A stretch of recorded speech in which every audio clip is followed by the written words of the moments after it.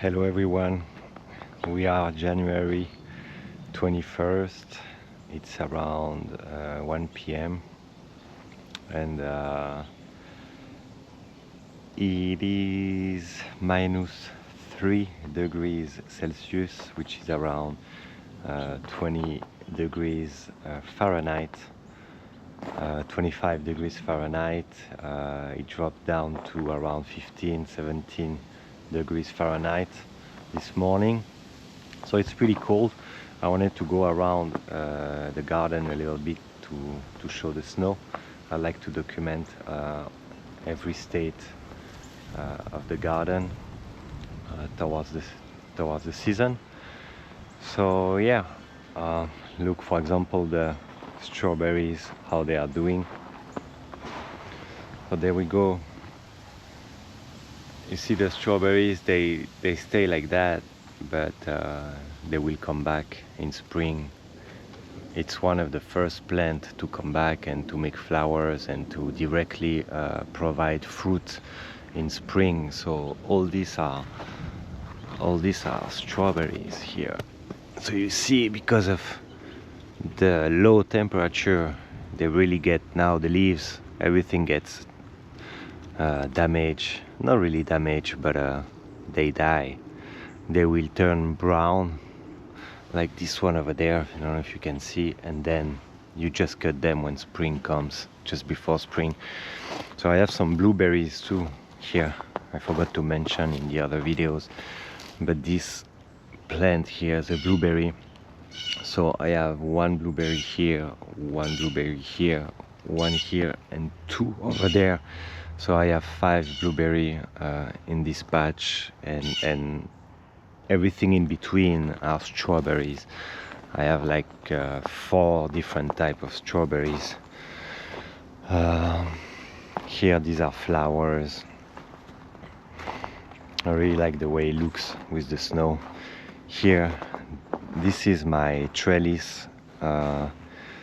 Last year I planted beans here, and it worked very well. So all here will be beans climbing up the trellis. You can still see some leftover beans. Here is a row of flowers, and here these are many different flowers that I planted. Some of them, like this one and this one, I don't know the name of them. Look at this one. See, this is very good to live like that during the winter.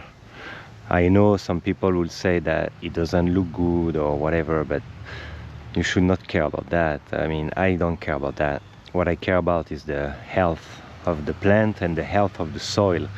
So here this is very good because the little insect, they can go, they can do a little house for the winter in there. This is very beneficial for the garden. And then when spring comes, just before spring, I come and I clean everything. So I will cut down all the brown part, and then the new growth comes out of there. So you see, all of them are more or less the same. There's some green part on some plants that are still here, but the majority, they become brown, and they just stay like that for the whole winter. So here are some parts. I would like to show you some parts, because this is where I grow mint. So I love to do mint tea and different things with mint. I really absolutely love mint. And you can see here there's still some. So here I think this is a mistake to do it like that, because the pot gets very frozen and the wind hits the pot like that. So over there I will show you another technique that I did, but this one I was not able to displace it because it was frozen to the ground. So I think this one might die. So if you have some pots and you have low temperature like me, it's better to protect them inside a little structure. I will show you what I did to protect that pot. These pots are empty. or experimental, so I don't mind leaving them outside. But this one, the mint, probably will die. I will show you how I did the other side. So this is the whole strawberry thing. Here is my compost station, and leaves, wood, a fire station also. I'm not gonna use this fire station anymore. I have here a table where I can do fires that is more practical for me to make some fires. And what I do, I burn some branches and leaves, and I take the ashes, and I either put the ash on the soil where my veggies are growing, or I mix the ashes with my liquid fertilizer that I also make. This is very good for the plant. Or I put directly the ashes in the compost. So you can see here, this is the compost of this season, and so it's still in full process. You can see there's a lot of leaves, and I'm gonna turn it around. Last year I didn't turn it around, and this year I'm gonna turn it. So I'm gonna take that pile and transfer it over the other empty space, and this helps the compost decomposing a little faster, because when the temperature are low like that, it kind of stops decomposing because it's too cold, so the inside doesn't get hot anymore at all. And if you're like me and you have a small garden, you see my compost is fairly large for the amount of compost that I have. So I might have, it would have maybe been more beneficial if I would have built a slightly smaller compost bin or compost heap. I don't know how you call that. But this one still works. He already gave me a great compost that I feel it just takes longer to decompose to a very, very good soil or compost. So but I keep trying, and also the more I grow, and the more the compost becomes bigger and bigger. So maybe it was the right size in the end, I don't know. But so far, yeah, that's the first thing that I should have built, because anything you grow, when it comes the time, you need to cut what you don't use, and you need to put all these cuts somewhere. So this somewhere is the compost, and that's where you put all the rest, and all what you don't eat, anything that you don't use, you put it in the compost, and it comes back to your soil. So it's extremely beneficial. Here I already showed that in other video, but this is a lettuce, radishes, carrots. I grow that here, and so I protected. I went to buy a little transparent tarp like that, and I put it over. This was a cheap one, so it's not the best, but I just wanted to protect the arugula and the few lettuce that I still have growing. So I protect them, but it's not really to protect them. It's more to help them to grow in February.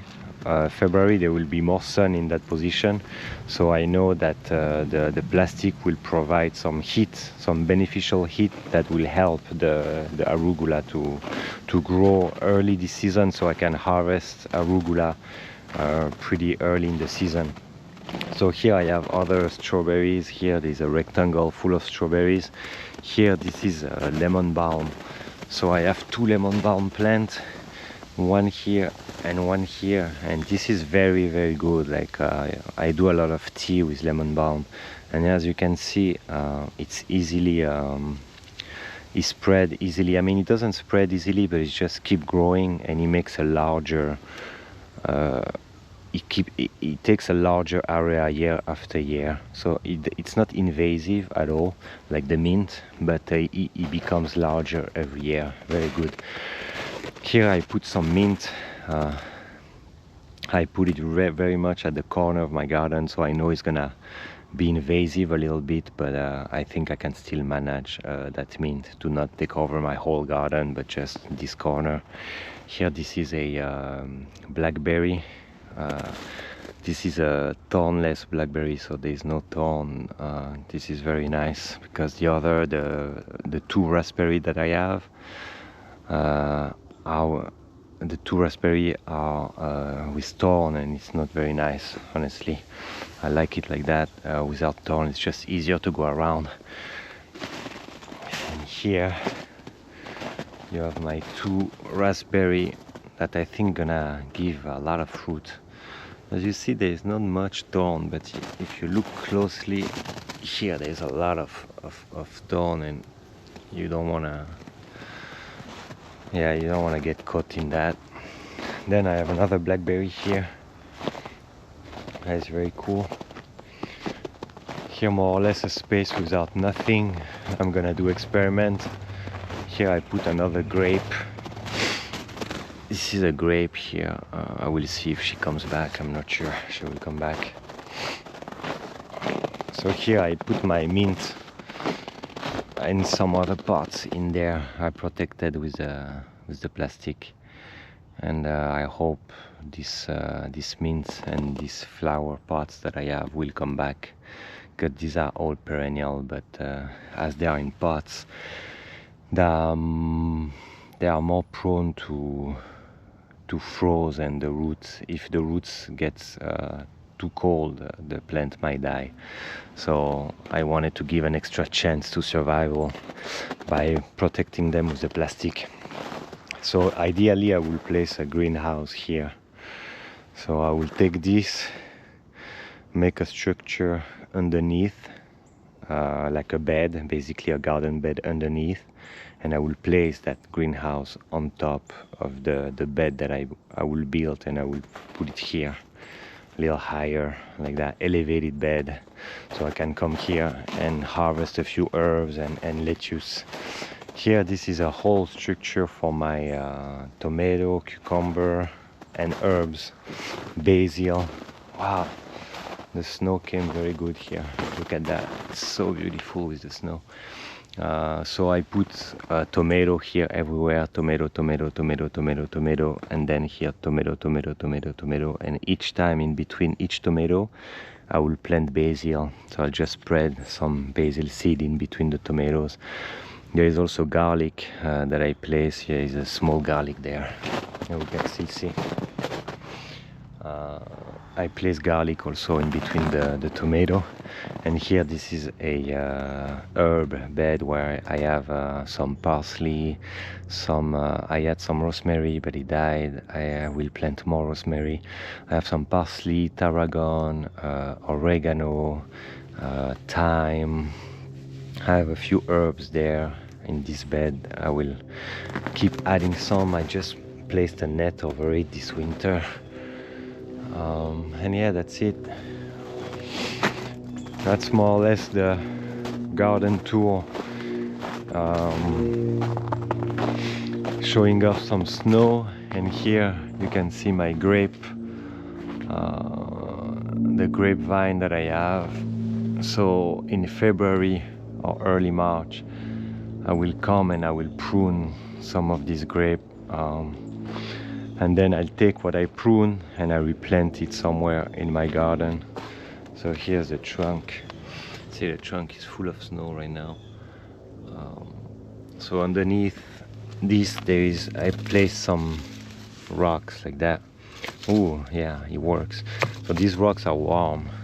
So these rocks are meant to accumulate the heat and to provide a little protection for the grape. The grape doesn't like to be in wood chips, so the wood chips like I have here, this is not ideal for the grape because the grape doesn't like to stay humid. So I made an experiment. I planted here 3 grapes. There's 3 grapes coming out of this section. I'm not sure it will survive, but I will see that.